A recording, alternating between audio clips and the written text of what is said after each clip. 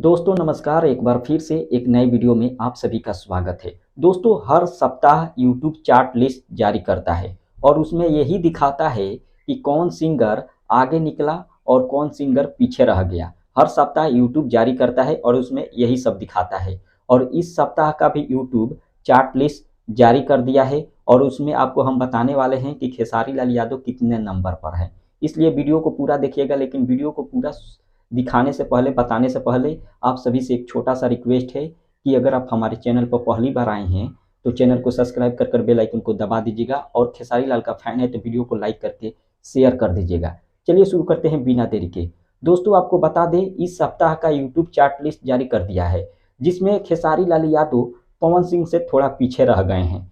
आप सभी को पता है कि खेसारी लाल का बहुत दिन से गाना नहीं आ रहा था और मात्र 1 से 2 गाना आया है 1 महीना के अंदर, और उसी गाने की वजह से खेसारी लाल यादव 9 नंबर से 7 नंबर पर चले गए हैं। हालांकि पवन सिंह 6 नंबर पर हैं और थोड़ा सा पवन सिंह से खेसारी लाल यादव पीछे रह गए हैं। हो सकता है अगले सप्ताह खेसारी लाल यादव पवन सिंह से आगे निकल सकते हैं, क्योंकि बहुत दिनों से खेसारी लाल का कोई गाना नहीं आ रहा था। इसी वजह से खेसारी लाल यादव थोड़ा ऊपर चल गए हैं, नहीं तो पहले 2 नंबर पर, 1 नंबर पर, 3 नंबर पर खेसारी लाल यादव रहते थे।